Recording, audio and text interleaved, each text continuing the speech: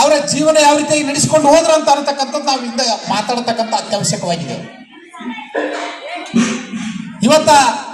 ನಾವಿವತ್ತಿನ ದಿವಸ ನೋಡ್ತಾ ಇದ್ದೀವಿ, ಯಾರು ಈ ಶಾಲೆಗೆ ಬಂದು ಓದ್ಬೇಕಂತಕ್ಕಂಥ ಪರಿಕಲ್ಪನೆ ಇಲ್ಲ. ಮಕ್ಕಳಲ್ಲಿ ಅದು ಬರಬೇಕು. ಮಕ್ಕಳಲ್ಲಿ ಯಾರು ಶಾಲೆಗೆ ಹೋಗಿ ಓದ್ಬೇಕಂತ ಮನೋಭಾವನೆ ಇರ್ತದ, ಆ ವ್ಯಕ್ತಿ ಏನಾದ್ರೂ ಸಾಧನೆ ಮಾಡಕ್ ಸಾಧ್ಯ. ಯಾರು ಈ ಶಾಲೆಗೆ ಬಂದು ಗಲಾಟೆ ಮಾಡಿ ಮಾತಾಡಿ ಏನು ಕೇಳಲಾರ್ದ ಹೋಗಿ ಮನೆಗೆ ಹೋಗಿ ಪುಸ್ತಕ ಹೋಗೋದು ಹೊರಗಡೆ ಎಲ್ಲಿ ಬೇಕಲ್ಲೇ ತಿರುಗಾಡಿ ಆಟ ಆಡಿ ಮನೆಗೆ ಹೋಗ್ತಾರಲ್ಲ, ಅವನು ಈ ಸಮಾಜದಲ್ಲಿ ಏನೂ ಆಗಲ್ಲ, ಸಮಾಜ ಶತ್ರುವಾಗಿ ಬೆಳಿತಾನೆ. ಇವತ್ತು ಪಂಡಿತ್ ಜವಾಹರ್ಲಾಲ್ ನೆಹರು ಅವರು ಸಣ್ಣ ವಯಸ್ಸಿನಲ್ಲಿದ್ದಾಗ ಜವಾಹರ್ಲಾಲ್ ನೆಹರು ತಾಯಿಯಾಗಿರ್ತಕ್ಕಂಥ ರಾಣಿ ಸ್ವರೂಪಿಣಿ ದೇವಿ ಅವ್ರು ಎಂತ ಶಿಕ್ಷಣ ಕೊಡ್ತಾರ ಅಂದ್ರೆ, ಜವಾಹರ್ಲಾಲ್ ನೆಹರು ಅವರಿಗೆ ಕಣ್ಣಿನ ರೆಪ್ಪೆಯಲ್ಲಿ ಇಟ್ಕೊಂಡು ಆತನನ್ನು ಕಾಯ್ದರು, ಕಣ್ಣಿನ ರೆಪ್ಪೆಯಲ್ಲಿ ಇಟ್ಕೊಂಡು ಆತನನ್ನು ಬೆಳೆಸಿದ್ರು. ಕಣ್ಣಿನ ರೆಪ್ಪೆಯಲ್ಲಿ ಇಟ್ಕೊಂಡು ಬೆಳೆಸಿದ್ರು ಅಂದ್ರೆ ಏನು? ಯಾವತ್ತೂ ಆ ಮಗುವಿನ ಮೇಲೆ ಬಹಳಷ್ಟು ಕಾಳಜಿ ಮಾಡ್ತಾ ಇದ್ರು. ಆ ಮಗುವಿಗೆ ಒಳ್ಳೆ ಸಂಸ್ಕಾರಗಳನ್ನ ಹೇಳಿಕೊಡ್ತಾ ಇದ್ರು. ಸತ್ಯವನ್ನೇ ಹೇಳು, ಸುಳ್ಳು ಹೇಳಬೇಡ, ನೀನು ಇನ್ನೊಬ್ಬರಿಗೆ ತೊಂದರೆ ಕೊಡಬೇಡ, ಹಿರಿಯರಿಗೆ ಗೌರವ ಕೊಡಬೇಕು, ತಂದೆ ತಾಯಿಗಳಿಗೆ ಗೌರವ ಕೊಡಬೇಕು, ಶಿಕ್ಷಕರಿಗೆ ಗೌರವ ಕೊಡಬೇಕು ಅನ್ನತಕ್ಕಂಥದ್ದು ಆ ತಂದೆ ತಾಯಿಗಳು ಹೇಳಿಕೊಟ್ಟರು. ಅದರಂತೆ ಬದುಕಿದ, ಅದರಂತೆ ಬಾಳಿದ. ಆ ರಾಣಿ ಸ್ವರೂಪಿಣಿ ದೇವಿ ಆ ಮಗುವನ್ನು ತನ್ನ ಮುಂದ್ಗಡೆ ಕೂಡಿಸ್ಕೊಂಡು ಎಂತ ಕಥೆಗಳು ಹೇಳ್ತಾ ಇದ್ರು ಅಂದ್ರೆ, ರಾಮಾಯಣ ಕಥೆಗಳು. ರಾಮಾಯಣ ಗೊತ್ತಿದೆಯಾ?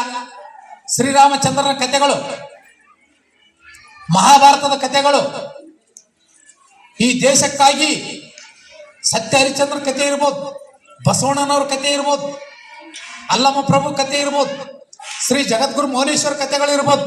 ಇಂಥ ಒಳ್ಳೆ ಸಮಾಜಕ್ಕಾಗಿ ಒಳ್ಳೆ ಕೊಡುಗೆಯನ್ನು ಕೊಟ್ಟಿರ್ತಕ್ಕಂಥ ಆ ವ್ಯಕ್ತಿಗಳ ಕಥೆಗಳನ್ನು ಹೇಳ್ತಾ ಇದ್ರು. ಯಾರು ಹೇಳ್ತಾ ಇದ್ರು? ಪಂಡಿತ್ ಜವಾಹರ್ಲಾಲ್ ನೆಹರು ಅವರ ತಾಯಿ. ಅದಕ್ಕಾಗಿ ಆ ವ್ಯಕ್ತಿ ಒಳ್ಳೆ ಸಂಸ್ಕಾರ ಅಂದ್ರೆ ಇದಿದೆ. ತಂದೆ ತಾಯಿಗಳು ತನ್ನ ಮಕ್ಕಳಿಗೆ ಒಳ್ಳೆಯದನ್ನು ಹೇಳಿ ಬೆಳೆಸ್ತಾರಲ್ಲ, ಅದೇ ಸಂಸ್ಕಾರ.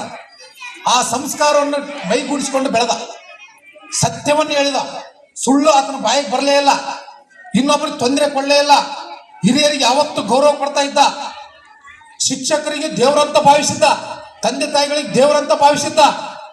ಆತ ಏನ್ ಮಾಡಿದ? ಒಳ್ಳೆಯ ವ್ಯಕ್ತಿಯಾಗಿ ಬೆಳೆದು ಆತ ಏನ್ ಮಾಡಿದ? ಉನ್ನತ ಶಿಕ್ಷಣವನ್ನು ಪಡೆದ. ಉನ್ನತ ಶಿಕ್ಷಣವನ್ನು ಪಡೆದಾಗ ಮುಂದೆ ನಮ್ಮ ಭಾರತ ದೇಶವನ್ನು ಸುಮಾರು 16-17 ವರ್ಷ ಭಾರತದ ಪ್ರಧಾನಮಂತ್ರಿಯಾಗಿ ಕೆಲಸ ಮಾಡಿದ. ಅಂತ ಮಹಾನ್ ವ್ಯಕ್ತಿ ಇವತ್ತ ಜನ್ಮದಿನ. ಅಂತ ಮಹಾನ್ ವ್ಯಕ್ತಿ ಜನ್ಮದಿನ ಏನ್ ಮಾಡಿದ ಅಂದ್ರೆ, ಆತ ತನ್ನ ಜನ್ಮದಿನವನ್ನು ಆಚರಣೆ ಮಾಡಬಹುದಾಗಿತ್ತು. ಆದ್ರೆ ನನ್ನ ಜನ್ಮದಿನವನ್ನು ಆಚರಣೆ ಮಾಡಬೇಡ್ರಿ, ನಾನು ಹುಟ್ಟಿದ ದಿನವನ್ನು ಮಕ್ಕಳ ದಿನಾಚರಣೆಯನ್ನಾಗಿ ಮಾಡಿ ಅಂತ ಆತ ಪ್ರಧಾನಮಂತ್ರಿ ಇದ್ದಾಗನೇ ಆತ ಒಂದು ಪತ್ರವನ್ನು ಬರೆದು ಸರ್ಕಾರಕ್ಕೆ ಕೋರಿಕೆಯನ್ನು ಮಾಡಿದ. ಅದಕ್ಕೋಸ್ಕರವಾಗಿ ಇವತ್ತು ಏನ್ ಮಾಡ್ತಾ ಇದೀವಿ ಅಂದ್ರೆ, ಪಂಡಿತ್ ಜವಾಹರ್ಲಾಲ್ ನೆಹರು ಜನ್ಮದಿನ ಅಂತ ಯಾರು ಹೇಳಂಗಿಲ್ಲ, ಮಕ್ಕಳ ದಿನಾಚರಣೆ ಅಂತ ಕರಿತಾ ಇದೀವಿ. ಅಂತ ಮಹಾಪುರುಷರ ಕಥೆಗಳನ್ನು ಕೇಳಬೇಕು. ನಮ್ಮ ಭಾರತ ದೇಶ ಸ್ವತಂತ್ರ ಸಿಗ್ಬೇಕಾದ್ರೆ ಸುಮ್ಮನೆ ಸಿಗಲಿಲ್ಲ. ಲಕ್ಷಾಂತರ ಜನ ಪ್ರಾಣವನ್ನು ಕೊಟ್ಟರು. ಯಾರಾದ್ರೂ ಹೇಳಿದ್ರೆ ಅವರಿಗೆ ಪ್ರಾಣ ಕೊಡಂತ? ನಮ್ಮ ದೇಶ ಸ್ವತಂತ್ರ ಆಗ್ಬೇಕಂತ ಈ ಸಮಾಜದಲ್ಲಿ ಒಳ್ಳೆ ವ್ಯಕ್ತಿಗಳಾಗಿ ಬದುಕಿದ್ರು. ಯಾರು? ಸತ್ಯ ಹರಿಶ್ಚಂದ್ರ ಇರ್ಬೋದು, ಮಹಾತ್ಮ ಗಾಂಧೀಜಿ ಅವರು ಇರ್ಬೋದು, ಭಗತ್ ಸಿಂಗ್ ಇರ್ಬೋದು, ವೀರ ಸಾವರ್ಕರ್ ಇರ್ಬೋದು, ಸಂಗೊಳ್ಳಿ ರಾಯಣ್ಣ ಇರ್ಬೋದು, ವೆಂಕಟಪ್ಪ ನಾಯಕ್ ಇರ್ಬೋದು, ಮೌನೇಶ್ವರ್ ಇರ್ಬೋದು, ಶಿಶುನಾಳ ಶರೀಫ್ ಇರ್ಬೋದು, ಗುರು ಗೋವಿಂದ ಭಟ್ ಇರ್ಬೋದು, ಕಬೀರ್ ದಾಸ್ ಇರ್ಬೋದು. ಇವರೆಲ್ಲ ನಮ್ಮ ಭಾರತ ದೇಶಕ್ಕೆ ಮುತ್ತು ರತ್ನಗಳಾಗಿ ಬದುಕಿದ್ರು. ಅವರ ಜೀವನವನ್ನು ನಾವು ತಿಳ್ಕೊಂಡಿದ್ದೀವಿ, ಅವರ ಆದರ್ಶಗಳನ್ನು ನಾವು ತಿಳ್ಕೊಂಡಿದ್ದೀವಿ, ಅವರು ಯಾವ ರೀತಿ ಬದುಕಿದ್ರು ಅಂತ ನಾವೇನಾದ್ರೂ ನೋಡಿದ್ದೀವಿ? ಇಲ್ಲ. ದಯಮಾಡಿ ಅದಕ್ಕೆ ನಾವು ಹೇಳ್ತಾ ಇದ್ದೀವಿ, ಇವತ್ತಿನ ಯುವಕರು ಏನಿದ್ದಿರಲ್ಲ, ಮುಂದೆ ಈ ದೇಶವನ್ನು ಆಳತಕ್ಕಂಥ ಶಕ್ತಿ ನಿಮ್ಮಲ್ಲಿ ಅದ. ಈ ದೇಶವನ್ನು, ಈ ಸಮಾಜವನ್ನು ಒಳ್ಳೆ ರೀತಿಯಲ್ಲಿ ನಡೆಸಬೇಕಾದ್ರೆ ಆ ಶಕ್ತಿ ನಿಮ್ಮಲ್ಲಿ ಅದ. ಅದನ್ನು ಬೆಳೆಸಬೇಕಾದ್ರೆ ನಾವು ಏನು ಮಾಡ್ಬೇಕಾದ್ರೆ ಒಳ್ಳೆಯ ಸಂಸ್ಕಾರವನ್ನು ಕಲಿಬೇಕು.